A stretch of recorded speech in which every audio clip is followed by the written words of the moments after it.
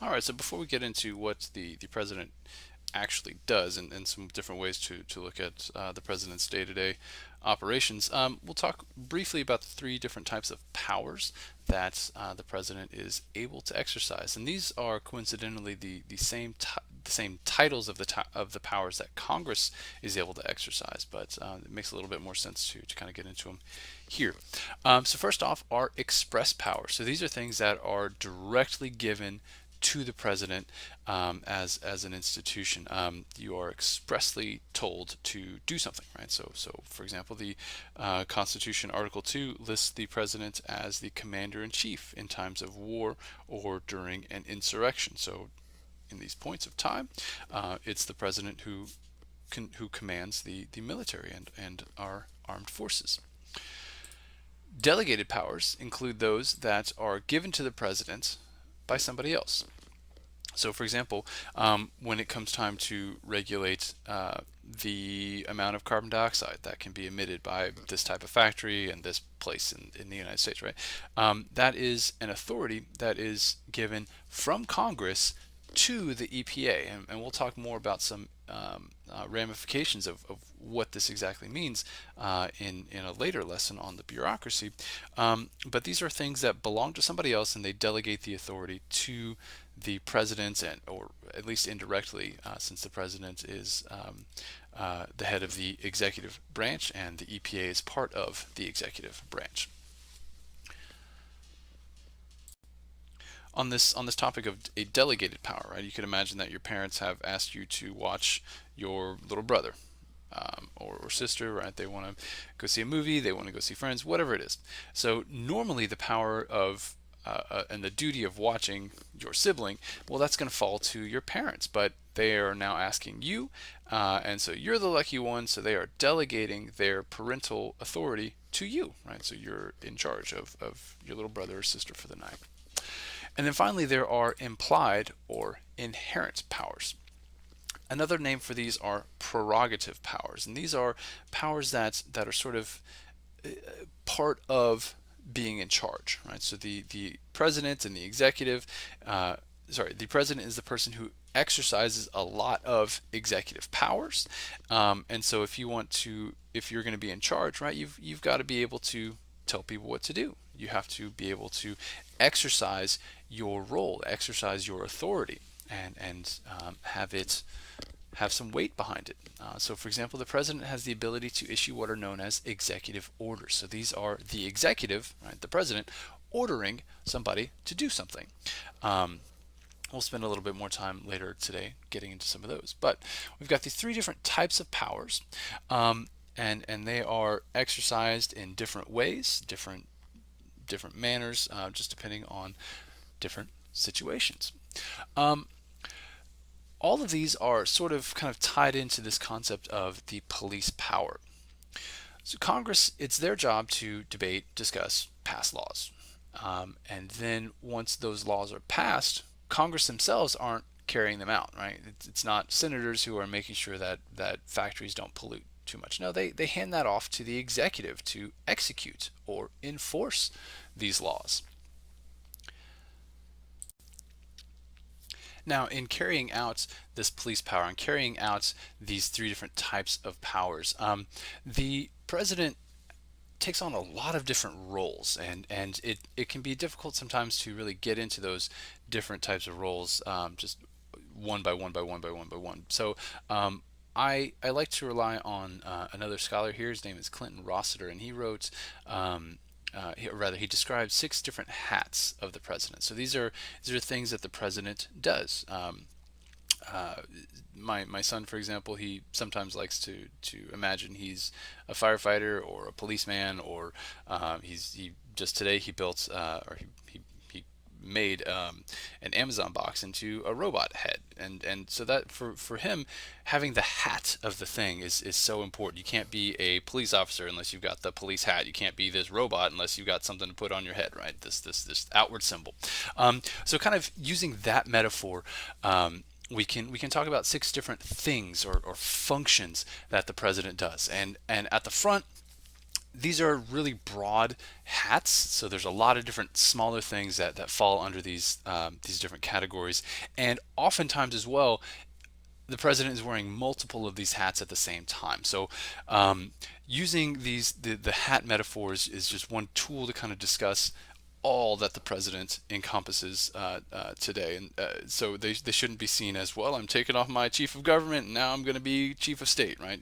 It's not, they're not as distinct as all that, right? There's going to be a lot, certainly a lot of overlap.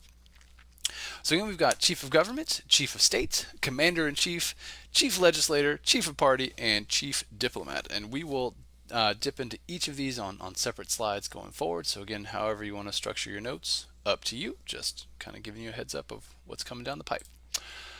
First off, chief of government. So the president here is going to have two sort of roles, and the first is that of a chief enforcement officer.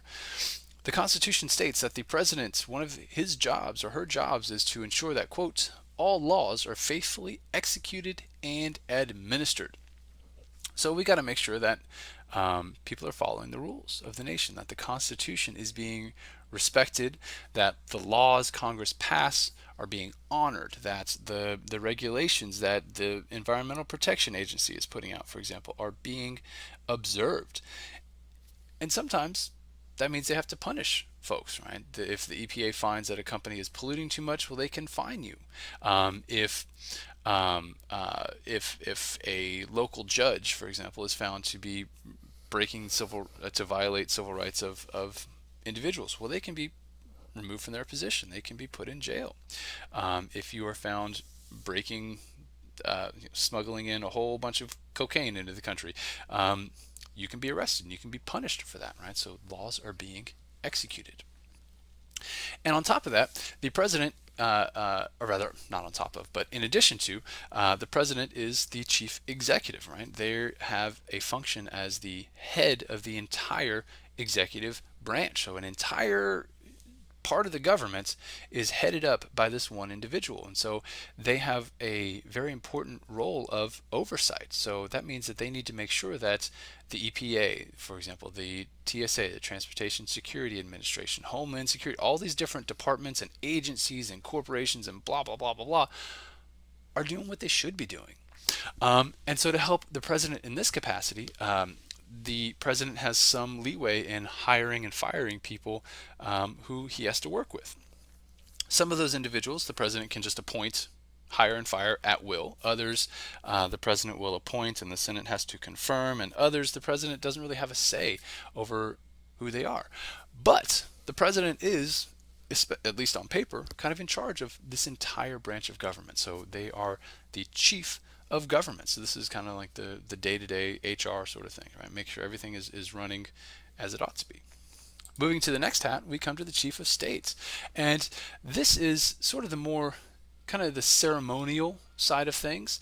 So the president, for example, is one of their titles is first citizen of the United States. They represent, they speak on behalf of us.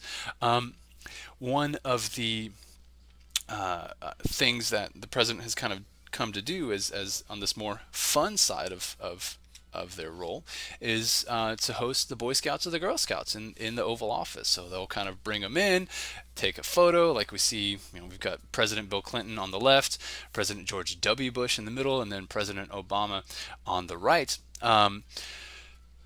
Bringing in Girl Scouts, Boy Scouts as a way to sort of highlight the different things that they can do. Sorry, I've got something buzzing in the background. Sorry for that. In bringing in these particular groups, right, the president can highlight, hey, these are great groups for kids to get involved with, and I know there's a lot of legal issues that have been going on with the Boy Scouts in particular of late, but so I am aware of those, not ignoring them, not saying they don't matter or anything, but as an institution, right, the Boy Scouts and Girl Scouts teach things like entrepreneurship. They teach survival skills. They teach camaraderie, getting along with people that are different from you, right? There's a lot of very good things that come from being the president. Excuse me, from being as a member of the Boy Scouts or the Girl Scouts.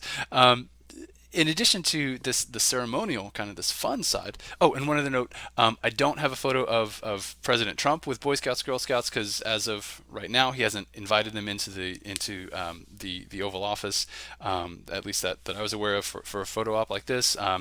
And also the president early in his first years of being a president got into a Twitter war with like a 14-year-old Girl Scout. So, there's that whole side of thing. I don't know if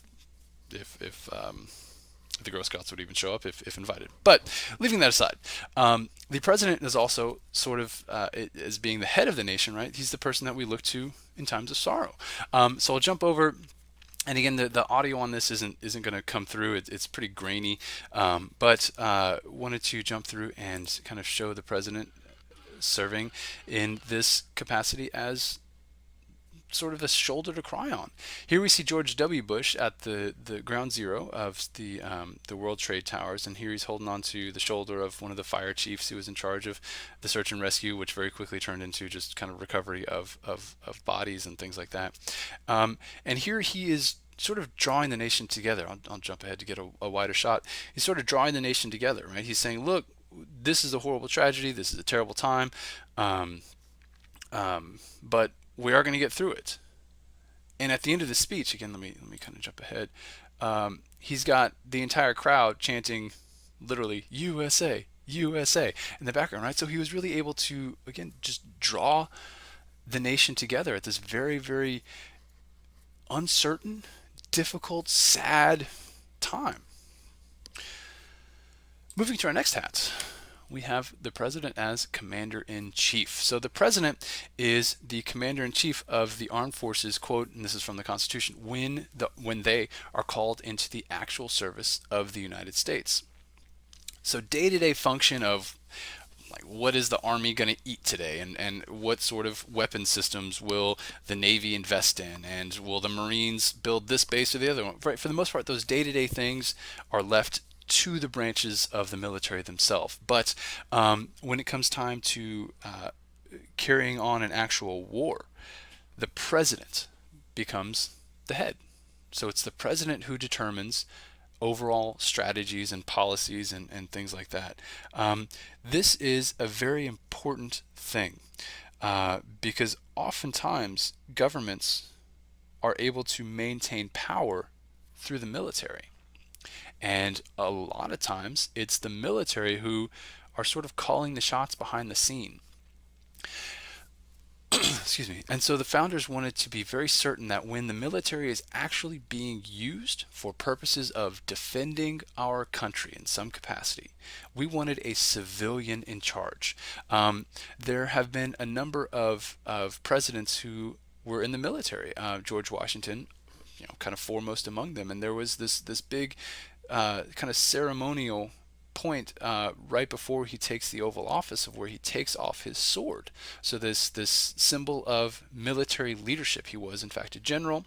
So he took off his sword and gave it to somebody else, and then he goes over to take the oath of office, right? So he is not a general who is also the president, but a person, just a citizen, you and me, who is the president, right? We've got one of us who's in charge of this military. So a very, very clear break between the military generals, right? We don't want a military junta in charge, right? It's us. One of the important caveats here is that according to the Constitution, that the president cannot declare war. That is something that is left up to Congress. So Congress are the ones who are supposed to declare war. And there is this caveat, except in times of invasion or insurrection, right? So if war is suddenly brought to us, well, the president can act, right? Because, hey, it's wartime, so we don't want to sit around and wait for Congress to get together to declare a war before the president can act, right? We need decisive defense in those instances. The idea behind this, giving the war-making power to Congress, is that we don't want the president to just get pissed off at some country or to be insulted and say, oh, I'm going to show France, how dare they speak about me like that. We don't want that, right? That's what kings and queens do. Kings and queens get pissed off at each other, and then they start wars that then regular people have to fight and die for, right? The presidents don't go off and fight. No, it's you and me, the regular folks, that do this. Um, so we wanted to kind of remove that ability of one person to make a decision, and instead give the authority to declare war to our representatives, to the people that speak on our behalf. So that being said, or sorry, not that being said. So we have this they cannot declare war or commit troops on their own authority, but for the most part, they've been doing it anyway. We'll see in the coming slides that the Congress has all but given up this authority, and presidents have been more or less more than happy to take that authority.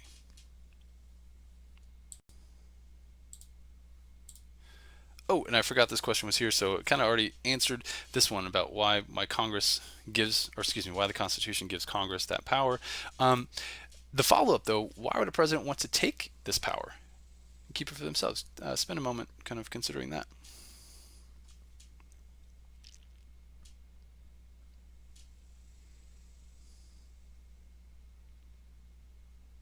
Well, imagine how much prestige, how much additional authority, how much more control you get to have if you're doing this yourself. Right? You don't have to wait for Congress to say, "Hey, President, go defend us," when you can kind of step out and create these situations where you are in charge. You are quote unquote winning a fight. It's a very strong motivation for individuals to presidents in particular to take over this authority, and this is not a democratic thing, this is not a republican thing, but this is just a modern recent presidential thing.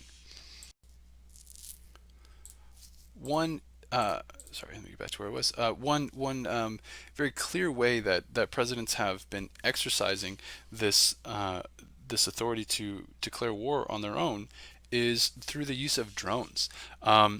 And we see here, I couldn't find something that broke things out so clearly by country or anything like that, short of just numbers.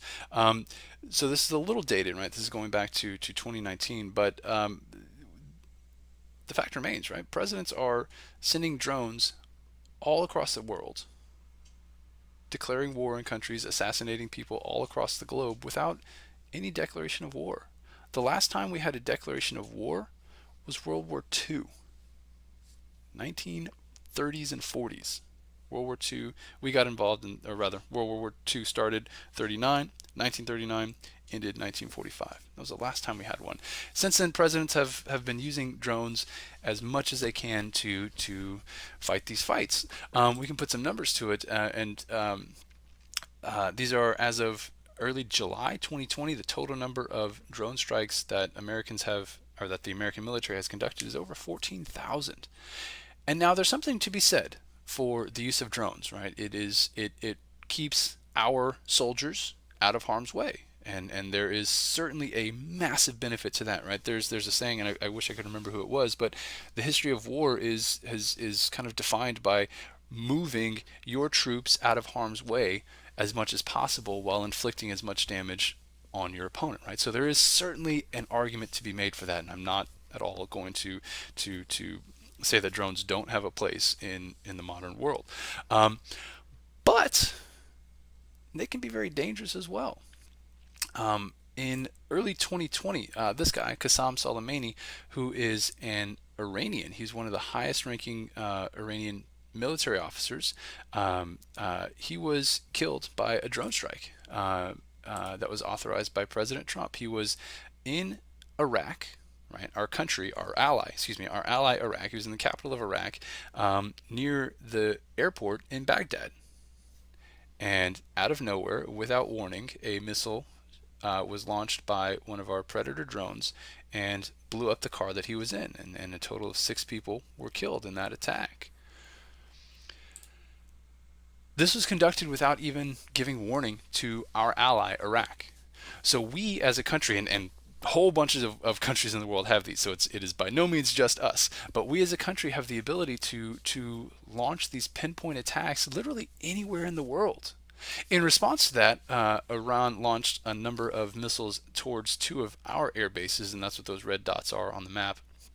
um, largely damaging just structures. No one was killed as a result of those, at least no Americans were killed as a result of those attacks. But um, we see here the extremes that a drone can bring us to, right? This was an attack on the soil of one of our allies to kill somebody who we are very much at odds with, Iran. And there were a huge number of protests that erupted in Iran. Now, not at all going to say this guy was a good guy, right? He's linked to a number of terrorist attacks over the course of his adult life. But it raises the question because we're not at war with Iran, but we killed one of their top guys. The ability for presidents to kind of, or rather, presidents really started overstepping their constitutional bounds in Vietnam, and there's a whole lot of history behind the push to kind of have presidents step out on their own and declare war on their own. We saw that in Korea. We saw it later in Vietnam. But in Vietnam, in particular, Congress and the United States start trying to push back a little bit. We see in the bottom right there protests, student protests that erupted at Kent State University, and a number of students were killed by the National Guard, who was trying to suppress those protests, and mounting body counts as well coming from Vietnam. So all of those forces, kind of social and political forces and economic forces, came together to kind of give Congress some courage to push back against the president. And in pushing back, they passed the War Powers Resolution in 1973. President Nixon vetoed this law, saying that this law hemmed in powers that were quote unquote rightfully his. So the president vetoed something, but under the Constitution, one of the checks that Congress has is that Congress can override a presidential veto if they can get a higher percentage of votes, which Congress did. So the War Powers Resolution, which is still present today, it is still an official law of the United States. It's got three provisions, and the provisions we'll kind of outline them here briefly before moving on. But they try to walk a line between needing very quick reaction times, right? You have to imagine that this was following the Cold War. In fact, this was during the Cold War. So we have an enemy potentially all over the globe, right? Communism was spreading. That's why we were in Vietnam in the first place, trying to stop the spread of communism. And so we wanted flexibility, but also accountability. So the War Powers Resolution, there's three provisions. First off, the president can use hostile force without authorization, without prior authorization, I should say, but he's got to let Congress know that he did it. So if some opportunity presents itself, for example, right, we could, or if we need to defend our allies very quickly, right, so the president, boom, I can act. And once that action is taken, or the president must let Congress know. Okay, so once president does that, 60 days begin. And during that full 60 days, Congress must authorize anything the president does, right? So the president is given 60 days to make war, doing whatever the president thinks is necessary. And at the end of 60 days, the president has to go back to Congress and say, hey, we're still fighting this fight. Can you authorize me for another 60 days? And Congress can approve or disapprove, right? So after that first initial 60 days, Congress has to reapprove every 60 days of whatever the president was doing, whatever hostilities or war making the president had begun on his own. So 60 days to fight that fight. Then, if Congress, whenever they choose to not reauthorize that approval, the president is then given 30 days to withdraw all the troops and get them back home. So, and again, the Congress must pay for whatever the president wants to do, must authorize those 30 days. So altogether, the president is given essentially 90 days to act free of any congressional oversight whatsoever, right? You got the initial 60 days plus the 30 days to leave. So that's a lot, 3 months to conduct a war all on his or her own. That was the idea, right? So we have the ability to give some flexibility to the president to act as they see fit in a situation, but also leaving some congressional oversight and leaving Congress at the table when it comes time to making these decisions. Historically, these powers have been very ineffective. The War Powers Resolution has never been used to stop a president from acting. So we see that even though there was this tentative attempt to limit or rein in the president, and in fact a law got passed over a presidential veto to again rein in the president, it was entirely ineffective. So this is one area where Congress has essentially given up their constitutional authority to the president.